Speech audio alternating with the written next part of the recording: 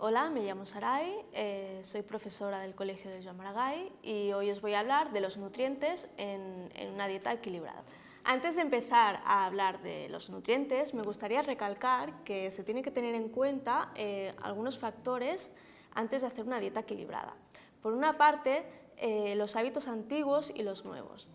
¿Esto qué quiere decir? Esto quiere decir que cuando hemos decidido hacer una dieta equilibrada y variada, tenemos que tener en cuenta que habrán hábitos alimentarios antiguos que serán poco saludables y los tendremos que cambiar por unos nuevos. Entonces, la idea es no hacer una dieta, no hacer una dieta para un mes, sino hacer una dieta a lo largo del tiempo, cambiando estos errores que se están haciendo y cometiendo mal por otros nuevos que sean más equilibrados y saludables.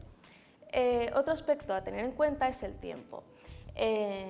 Cuando estamos un año y vamos aumentando de peso y a lo mejor hemos aumentado 10 kilos, pues estos 10 kilos, si empezamos una dieta, se tienen que ir eliminando poco a poco, de manera progresiva y no durante un mes. Si se hace durante un mes, al final lo que suele pasar es que nos cansamos de esta dieta porque son dietas demasiado restrictivas y bueno, al final es lo que se llama el efecto rebote. Al cabo de unos meses, pues engordamos todo lo que habíamos adelgazado antes. También es muy importante la motivación, porque la motivación que tengamos será decisiva para hacer esta dieta. Si tenemos una motivación que es demasiado superficial y estética, está bien tener una motivación para que resultemos estéticamente mejor.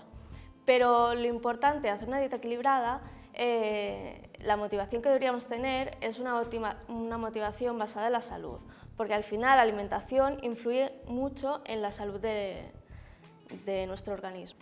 Bueno, como iba diciendo, la alimentación está muy relacionada con la salud, tanto por exceso de nutrientes y de energía como por deficiencia de nutrientes y de energía. Cuando hay un exceso de nutrientes o de energía, se genera obesidad y se genera sobrepeso, y esta obesidad y este sobrepeso pueden tener consecuencias bastante graves, como son las enfermedades crónicas, la diabetes, el estreñimiento, las enfermedades cardiovasculares. También un déficit de nutrientes y un déficit de energía puede dar lugar a un bajo peso, y esto también tiene consecuencias que afectan a la salud. Por ejemplo, puede causar un metabolismo lento, que haya una deficiencia de nutrientes, de minerales y de vitaminas, puede causar un metabolismo lento y que nuestras células no quemen la energía que deberían quemar. También pueden haber infecciones recurrentes que disminuya el sistema inmunitario, etc., ¿no? Bueno, entonces decimos que la alimentación saludable y un estilo de vida saludable aumenta la calidad de vida porque disminuirán mucho las patologías crónicas, y habrá un segundo beneficio que disminuirá el coste sanitario.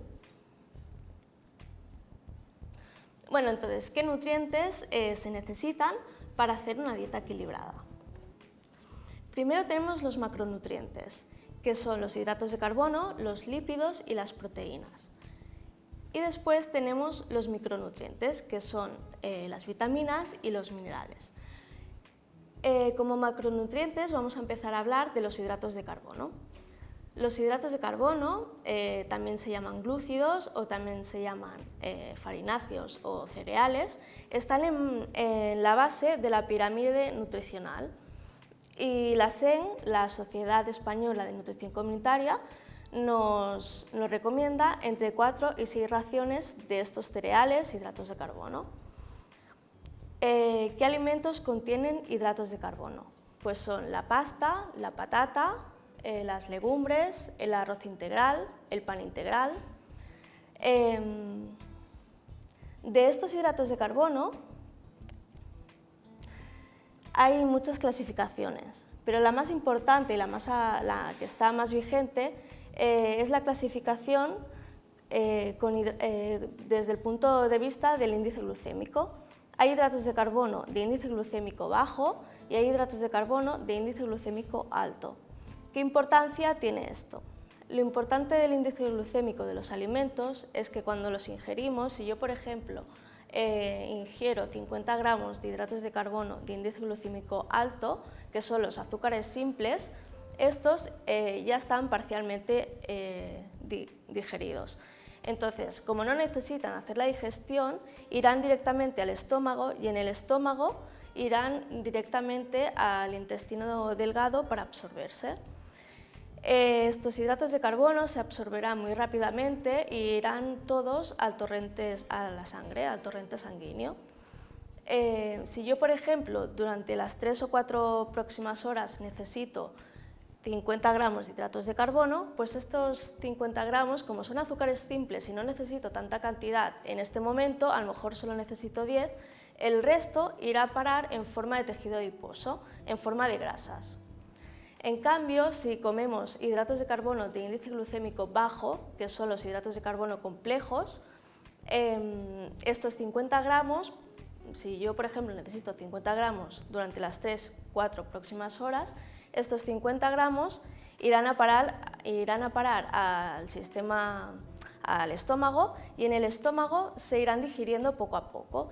Y estaré 3 o 4 horas digiriendo estos hidratos de carbono y estos hidratos de carbono pasarán a la sangre muy lentamente. Esto también tiene otro beneficio, que es que el páncreas no segrega tanta insulina de golpe. Al no segregar tanta insulina de golpe, el páncreas no se agota y su funcionalidad realmente la funcionalidad del páncreas es segregar insulina muy lentamente, no de golpe como en los hidratos de carbono de índice glucémico elevado. Los alimentos con índice glucémico alto son el azúcar, la bollería industrial, la miel, por ejemplo, también. Y los hidratos de carbono de índice glucémico bajo son la pasta, la patata, el arroz, los cereales integrales, el arroz integral también. Si es integral es mucho mejor que el arroz blanco, que tiene un índice glucémico bastante más alto. Bueno, ahora seguiremos con los lípidos o aceites o grasas. De los lípidos se recomienda entre 3 y 6 raciones de lípidos o grasas al día, y esto equivale a entre 3 y 6 cucharadas soperas de aceite de oliva al día. De lípidos, de tipos de grasas, hay de muchos tipos. Están las grasas saturadas y las grasas trans, que serían las malas, y luego tenemos las grasas omega 3 y omega 6, que serían las buenas, y omega 9, que serían también grasas buenas. ¿Qué diferencia hay entre unas y otras? ¿Por qué unas son buenas y otras son malas? En nuestro organismo está compuesto de células, y en las células, en la membrana celular, se encuentran este tipo de ácidos grasos. Si hay ácidos grasos trans o saturados, las células se vuelven mucho más rígidas, entonces cuesta mucho más que entren todos los nutrientes. Si estas grasas están en forma de omega 3 o omega 6 o omega 9, estos nutrientes pasarán con mucha más facilidad al interior de la célula. Entonces, podemos afirmar que si ingerimos ácidos grasos saturados o trans, nuestro metabolismo irá mucho más lento, porque los nutrientes pasarán a la célula mucho más lento, les costará mucho más, y las reacciones metabólicas para quemar energía serán mucho más lentas. Bueno, los alimentos que contienen grasas saturadas pues son la carne de vacuno, el cordero, el cerdo, los lácteos, las aves, el huevo, aunque también el huevo contiene grasas poliinsaturadas buenas en más proporción que grasas saturadas. Entonces, el huevo, aunque tiene grasas saturadas, también tiene omega 3 y omega 6. Contienen grasas trans los aceites refinados, las grasas hidrogenadas, o en las etiquetas salen, a veces en vez de grasas hidrogenadas, salen grasas vegetales, los fritos, la carne también de vacuno. Todos estos alimentos contienen grasas saturadas y grasas trans que no nos benefician a nuestro organismo. Bueno, ahora hablamos del omega 3 y el omega 6. Entre el omega 3 y el omega 6 en nuestro organismo tiene que haber un equilibrio. Tiene que haber más omega 6 que omega 3. Cuando pasa esto, cuando hay este equilibrio de omega 6 y de omega 3 en proporción 2:1, es decir, cuando hay el doble de cantidad de omega 6 que de omega 3 en nuestro organismo, se producen unas prostaglandinas, que son las buenas, que son las de tipo 1. ¿Qué pasa con esto?